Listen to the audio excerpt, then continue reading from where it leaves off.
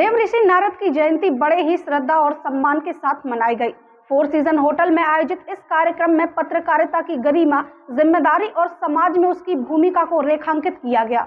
बता दें कि मुख्य वक्ता में आमंत्रित विनय दीक्षित ने कहा कि देवऋषि नारद पहले ऐसे पत्रकार थे जिन पर देवलोक ही नहीं बल्कि असुर लोक तक भरोसा करता था। उन्होंने बताया कि संवाद से संघर्ष समाप्त करना नारद जी की विशेषता रही। विनय दीक्षित ने कहा कि संवाददाता का कार्य सबसे कठिन है। नाम भले ही ना मिले लेकिन जिम्मेदारी और जोखिम सबसे ज्यादा उसी पर होता है।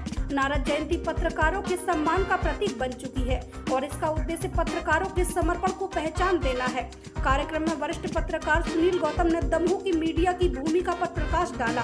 उन्होंने कहा कि यहाँ की मीडिया ने हमेशा शासन प्रशासन को जगाने का काम किया है, चाहे वह सामाजिक कुरीतियों का मामला हो या फर्जीवाड़े का खुलासा हो। इस मौके पर दीपक तिवारी, वैभव साहू, विनय सोलंकी, साहित्यकार अमर सिंह राजपूत सहित अनेक वरिष्ठ व कनिष्ठ पत्रकार उपस्थित रहे। कार्यक्रम का संचालन वैभव नायक ने किया और आभार प्रदर्शन हिमांशु रैकवार ने किया। देवऋषि नारद के सिद्धांतों से प्रेरणा लेकर पत्रकारिता यदि जन कल्याण का मार्ग चुने तो समाज में हर स्तर पर बदलाव संभव है। इसी संदेश के साथ आज का यह आयोजन यादगार बन गया। कलीमुद्दीन खान के साथ ETN न्यूज दमोह। कैसे ही जीवन नारद जी का जीवन रहा। नारद जी ने संपूर्ण जीवन में एक ही काम किया है। आप पूरा जीवन उठा के देखिए तो एक ही काम किया है। वो काम कौन सा है? संवाददाता का काम। इसलिए हम कहते हैं कि वो आद्य संवाददाता थे। पत्रकारिता शब्द बाद में आया।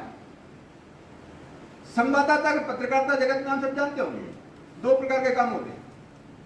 एक काम होता है जो ग्राउंड जीरो पर होता है, जो हम सब लोग करते हैं दिन रात। हम सब दोनों काम करते हैं कई बार, लेकिन कोई बड़े समाचार पत्र होते हैं, बड़े मीडिया चैनल्स होते हैं, तो दो काम होते हैं। एक ग्राउंड जीरो पर होता है, एक डेस्क पर होता है।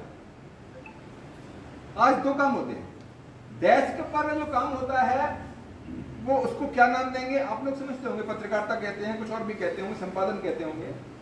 लेकिन संवाददाता का जो मूल काम है वो ग्राउंड जीरो पर होता है। इस पूरे काम में सर्वाधिक परिश्रम और सर्वाधिक जीवन में रिस्क, सब प्रकार के खतरे भी, सब प्रकार की चैलेंजेस भी, सबको झेलते हुए कोई काम करता है तो वो संवाददाता है। और नारद जी इस आद्य संवाददाता थे। संवाद का मतलब होता है संवाद रखना, संवाद करना। जैसे हम सब लोग अनुभव में आता होगा,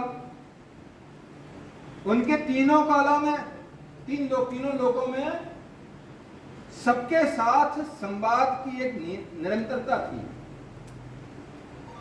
तो देवलोक में भी उसी सम्मान के साथ प्रवेश करते थे। सभी देवता ऋषि कहते थे, देवर्षि थे। देवता भी जिनके आचरण की पूजा करते हों, देवता भी जिनसे कुछ सीखते हों, ऐसे चरित्र देवर्षि थे।